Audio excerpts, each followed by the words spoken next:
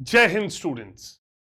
बीते काफी दिनों से मणिपुर से काफी डिस्टर्बिंग न्यूज आ रही है, जहां पर आप ये देख रहे हैं कि 3 मई ऑनवर्ड्स मणिपुर में जो वॉयलेंट एक्टिविटीज चल रही हैं या जो हिंसात्मक गतिविधियां हैं वो बहुत ज्यादा बढ़ चुकी हैं और वो अपने चरम पर पहुंच चुकी। काफी बार यहां पर आप लोगों के मन में डाउट आता है कि ये क्या कारण है। ठीक, और यहां पर मैं आपको बताना चाहूंगा कि ये जो मणिपुर में वॉयलेंस है इसका मेन रीजन है रिजर्वेशन। यहां पर मणिपुर की जो मेती कम्युनिटी है, जो वहां पर आप ये देख सकते हैं कि पॉपुलेशन में बहुसंख्यक है,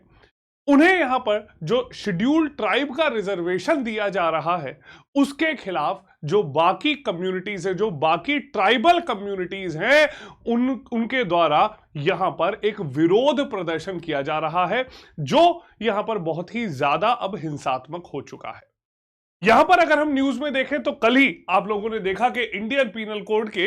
सेक्शन 355 जो है वो भी मणिपुर में इन्वोक कर दिया गया और खबरें ये तक आ रही हैं कि शूट एट साइट के ऑर्डर भी वहां पर दे दिए गए हैं। तो ऐसा क्या कारण है जिसकी वजह से ऐसी सिचुएशन अब आन पड़ी है कि वहां पर शूट एट साइट के ऑर्डर आ चुके हैं और इस वायलेंट एक्टिविटी को कंट्रोल करना अब भारी पड़ रहा है।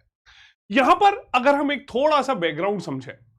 तो ये जो वायलेंट एक्टिविटीज हैं ये सिर्फ 3 मई से नहीं चल रही हैं, बल्कि ये फरवरी से शुरू हो चुकी थी। और इसके पीछे आप लोग देखेंगे कि रिसेंटली चाहे मणिपुर हाईकोर्ट का डिसीजन रहा हो या फिर लॉन्ग लास्टिंग डिमांड रही हो या फिर आप देख सकते हैं कि पॉपुलेशन डिस्ट्रीब्यूशन या पॉलिटिकल रीजंस रहे हों। सबसे पहले यहां पर अगर सवाल उठता है तो वो ये है कि ये जो मेती कम्युनिटी है ये शेड्यूल्ड ट्राइब का स्टेटस क्यों मांग रही है। ठीक, मेती कम्युनिटी जो है उसको उनका ये मानना है कि आजादी से पहले, ठीक, आप ये देख सकते हैं कि आजादी से पहले एक मणिपुर बहुत ही एक्सक्लूसिव रीजन रहा था। ठीक,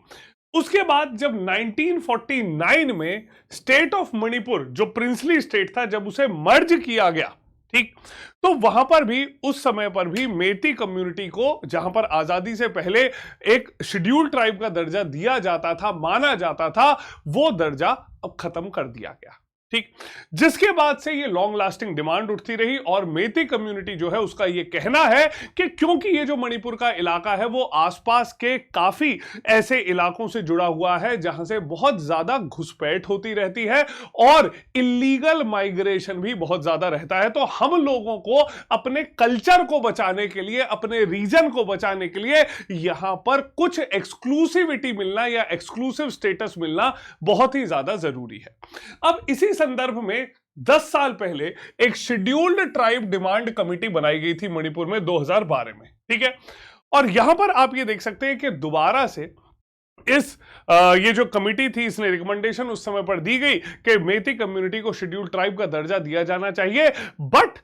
वो काफी समय से यही जो कॉन्फ्लिक्ट थे इनकी वजह से वो एग्जीक्यूट नहीं हो पा रही थी। ठीक,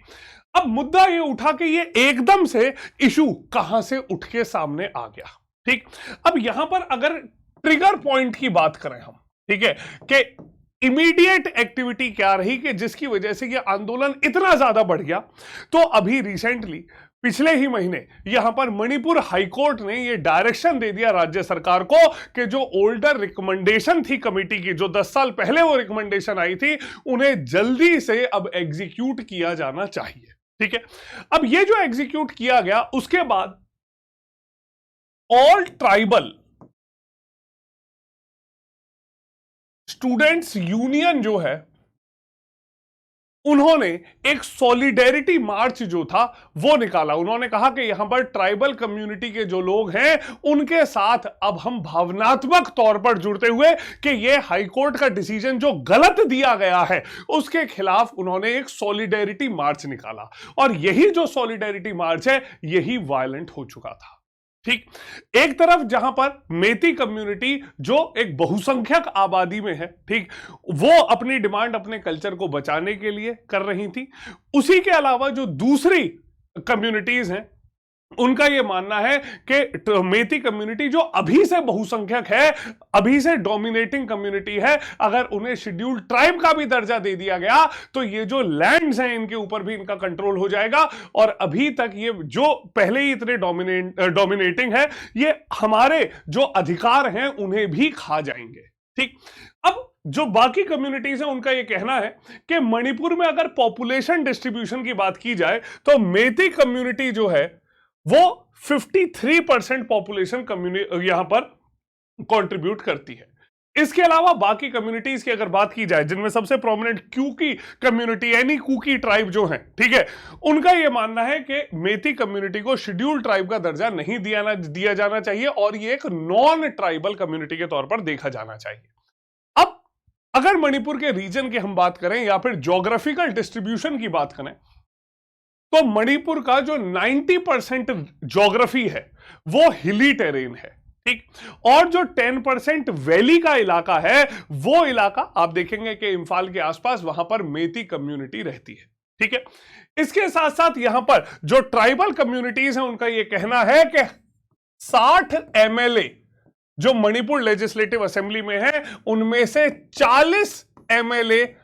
मेती कम्युनिटी को ही बिलोंग करते हैं। ठीक है, तो किस आधार पर उन्हें अब यह ट्राइबल स्टेटस दिया जाना चाहिए क्या? तो रिसेंटली ये जो हाईकोर्ट का डिसीजन दिया गया है, ठीक है, इस हाईकोर्ट के डिसीजन के बाद जो स्टेट गवर्नमेंट को अब डायरेक्शंस दिए गए हैं कि मेती कम्युनिटी को यहां पर एसटी स्टेटस दिया जाना चाहिए, ये एक प्राइमरी रीजन है यहां पर वायलेंस का। ठीक, जिसकी वजह से जो कंसर्न्स हैं बाकी ट्राइबल कम्युनिटीज के वो भी जेन्युइन है और उन्हें लगता है कि ट्राइबल स्टेटस मिलने के बाद सिर्फ ऐसा ही नहीं है कि इन्हें जॉब्स या एजुकेशन में रिजर्वेशन मिलेगा, बट इसके अलावा इन्हें जो यहां पर ये पहले ही एबल्ड हैं, इन्हें यहां पर चाहे लैंड ओनिंग राइट्स हो वहां पर भी इनके अधिकार मजबूत हो जाएंगे। तो यही प्रमुख कारण है जिसकी वजह से ये जो कम्युनिटी है, ये जो ट्राइबल कम्युनिटीज हैं, they are opposing the decision, the directions of the high court that have been given to the state court. Clear? तो ये प्राइमरी रीजन रहा है। अब इस प्रॉब्लम को रिजॉल्व करने के लिए, इस प्रॉब्लम को खत्म करने के लिए the only way out is engaging the both the communities. ठीक है, यहां पर दोनों कम्युनिटीज को एंगेज किया जाना बहुत ही आवश्यक है। ठीक है, जिसके साथ समय रहते शांतिपूर्ण तरीकों से यहां पर इस मुद्दे को सुलझाया जा सके। ठीक, so this was all from my side today, and if you want to know more about the recent news, keep following this YouTube channel. तो text book super coaching CDS FCAT CAPF के YouTube channel पर आपको ऐसे ही recent news की updates मिलती रहेंगी और defence officer बनने के लिए जो भी रिक्वायरमेंट है वो भी हम लोग पूरा करते रहेंगे। So please do not forget to subscribe to this YouTube channel and press the bell icon to get all the updates on time. So see you all in the next session. Jai Hind.